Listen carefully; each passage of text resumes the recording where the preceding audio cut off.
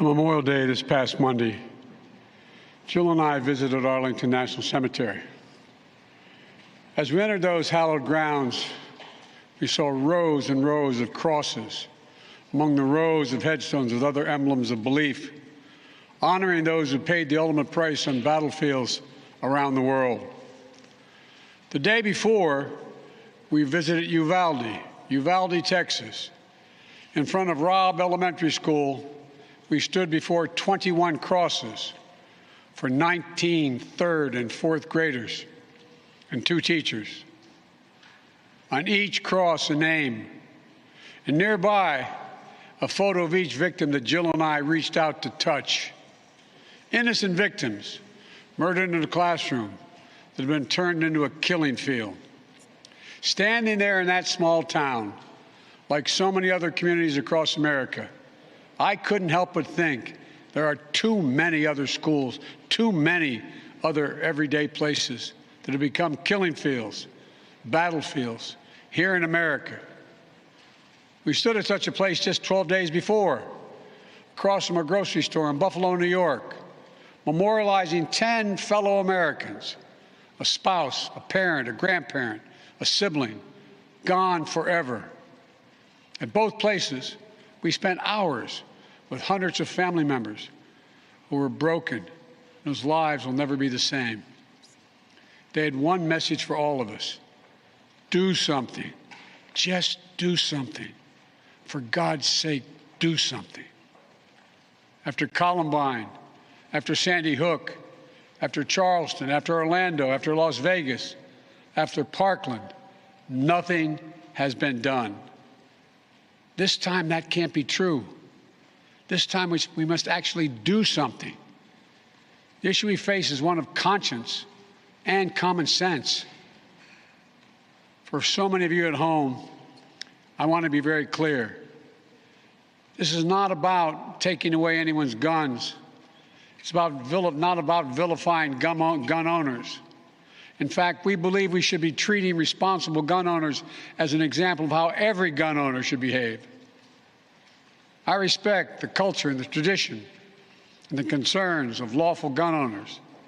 At the same time, the Second Amendment, like all other rights, is not absolute. It was Justice Scalia who wrote, and I quote, "Like most rights, the rights granted by the Second Amendment are not unlimited." Not unlimited. It never has been. There have always been limitations on what weapons you can own in America. For example, machine guns have been federally regulated for nearly 90 years, and this is still a free country. This isn't about taking away anyone's rights. It's about protecting children. It's about protecting families. It's about protecting whole communities. It's about protecting our freedom to go to school, to a grocery store, to a church, without being shot and killed. According to new data just released by the Center for Disease Control and Prevention, guns are the #1 killer of children in the United States of America. The #1 killer. More than car accidents, more than cancer. Over the last 2 decades, more school-age children have died from guns than on-duty police officers and active-duty military combined. Think about that. More kids than on-duty cops killed by guns. More kids than soldiers killed by guns. For God's sake, how much more carnage are we willing to accept? How many more innocent American lives must be taken before we say enough, enough? I know that we can't prevent every tragedy, but here's what I believe we have to do. Here's what the overwhelming majority of American people believe we must do. Here's what the families in Buffalo and Uvalde in Texas told us we must do. We need to ban assault weapons and high-capacity magazines. And if we can't ban assault weapons, then we should raise the age to purchase them from 18 to 21. Strengthen background checks, enact safe storage law and red flag laws. Repeal the immunity that protects gun manufacturers from liability. Address the mental health crisis deepening the trauma of gun violence and as a consequence of that violence. These are rational, common sense measures. Here's what it all means. It all means this. We should reinstate the assault weapons ban on high-capacity magazines that we passed in 1994 with bipartisan support in Congress and the support of law enforcement. 9 categories of semi-automatic weapons were included in that ban, like AK-47s and AR-15s. And in the 10 years it was law, mass shootings went down. But after Republicans let the law expire in 2004, and those weapons were allowed to be sold again, mass shootings tripled. Those are the facts. A few years ago, the family of the inventor of the AR-15 said he would have been horrified to know that its design was being used to slaughter children and other innocent lives instead of being used as a military weapon on the battlefields as it was designed. That's what it was designed for. Enough. Enough. We should limit how many rounds a weapon can hold. Why in God's name should an ordinary citizen be able to purchase an assault weapon that holds 30-round magazines that let mass shooters fire hundreds of bullets in a matter of minutes? The damage was so devastating in Uvalde, parents had to do DNA swabs to identify the remains of their children. 9- and 10-year-old children. Enough. We should expand background checks to keep guns out of the hands of felons, fugitives, and those under restraining orders.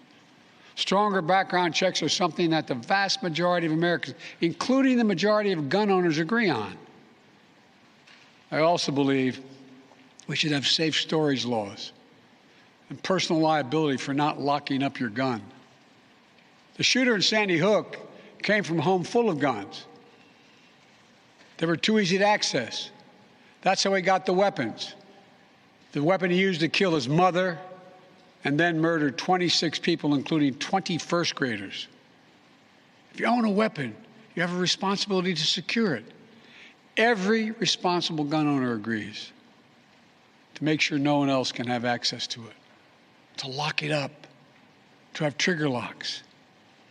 And if you don't, and something bad happens, you should be held responsible. We should also have national red flag laws so that a parent, a teacher, a counselor can flag for a court that a child, a student, a patient is exhibiting violent tendencies, threatening classmates, or experiencing suicidal thoughts. It makes them a danger to themselves or to others. 19 states in the District of Columbia have red flag laws. The Delaware law is named after my son, Attorney General Beau Biden. Fort Hood, Texas, 2009, 13 dead and more than 30 injured.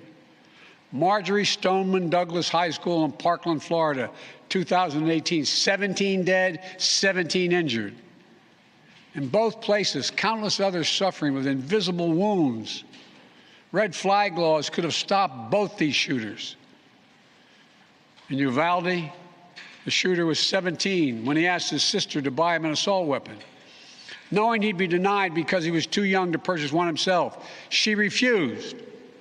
But as soon as he turned 18, he purchased 2 assault weapons for himself.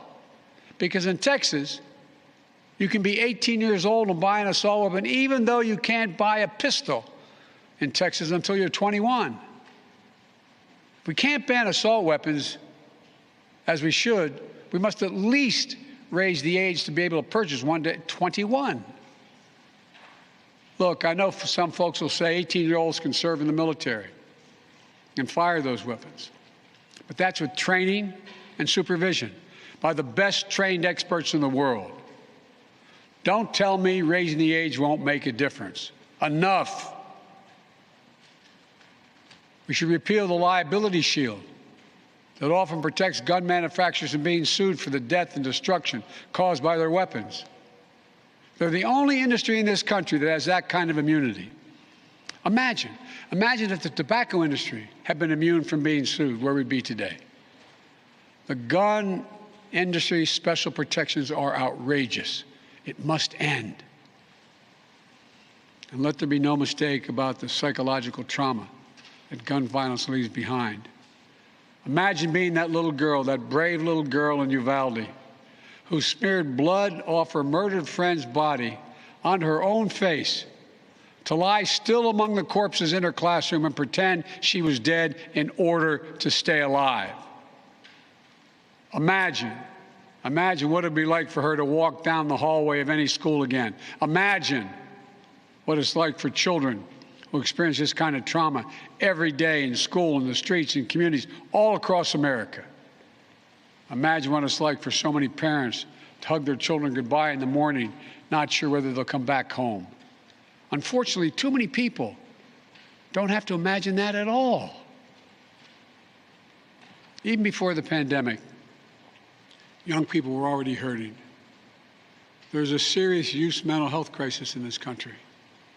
We have to do something about it. That's why mental health is the heart of my unity agenda that I laid out in the State of the Union address this year. We must provide more school counselors, more school nurses, more mental health services for students and for teachers, more people volunteering as mentors to help young people succeed, more privacy protection and resources to keep kids safe from the harms of social media. This unity agenda won't fully heal the wounded souls, but it will help. It matters. I just told you what I'd do. The question now is, what will the Congress do? The House of Representatives has already passed key measures we need. Expanding background checks to cover nearly all gun sales, including at gun shows and online sales. Getting rid of the loophole that allows a gun sale to go through after 3 business days, even if the background check has not been completed. And the House is planning even more action next week. Safe storage requirements, the banning of high-capacity magazines, raising the age to buy an assault weapon to 21, federal red flag law, codifying my ban on ghost guns that don't have serial numbers and can't be traced, and tougher laws to prevent gun trafficking and straw purchases. This time, we have to take the time to do something. And this time, it's time for the Senate to do something. But as we know, in order to get anything done in the Senate, we need a minimum of 10 Republican senators. I support the bipartisan efforts that include a small group of Democrats and Republican senators trying to find a way. But my God, the fact that the majority of the Senate Republicans don't want any of these proposals even to be debated or come up for a vote, I find unconscionable. We can't fail the American people again.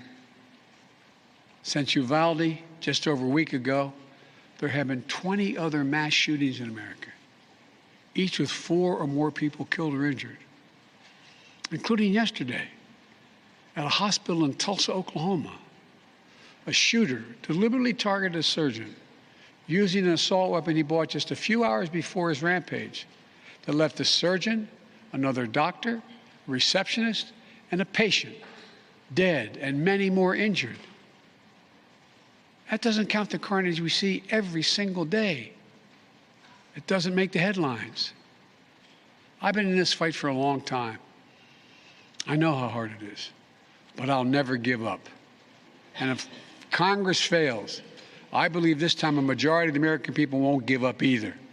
I believe the majority of you will act to turn your outrage into making this issue central to your vote. Enough, enough, enough.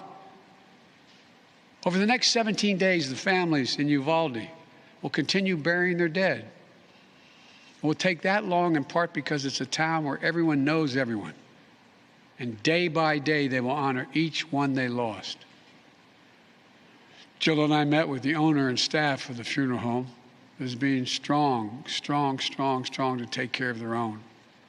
And the people of Uvalde mourn as they do over the next 17 days. What will we be doing as a nation? Jill and I met with the sister of the teacher who was murdered and whose husband died of a heart attack 2 days later, leaving behind 4 beautiful orphaned children, all now orphaned. The sister asked us, what could she say? What could she tell her nieces and nephews? was the most heartbreaking moments that I can remember. All I could think to say was, I told her to hold them tight. Hold them tight. After visiting the school, we attended Mass at Sacred Heart Catholic Church with Father Eddie. In the pews, families and friends held each other tightly. As Archbishop Gustavo spoke, he asked the children in attendance to come up on the altar and sit in the altar with him as he spoke. There wasn't enough room, so Mom and her young son sat next to Jill and me in the first pew. And as we left the church, a grandmother who had just lost her granddaughter passed me a handwritten letter. It read, quote, "Erase the invisible line that is dividing our nation. Come up with a solution and fix what's broken and make the changes that are necessary to prevent this from happening again." End of quote. My fellow Americans, enough. Enough. It's time for each of us to do our part.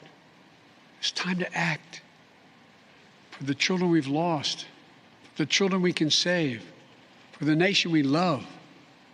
Let's hear the call and the cry. Let's meet the moment. Let us finally do something. God bless the families who are hurting. God bless you all.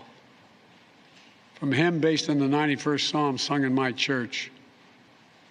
May he raise you up on eagle's wings and bear you on the breath of dawn, make you to shine like the sun and hold you in the palm of his hand.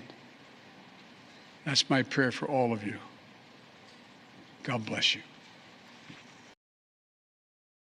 Thanks for watching our YouTube channel. Follow today's top stories and breaking news by downloading the NBC News app.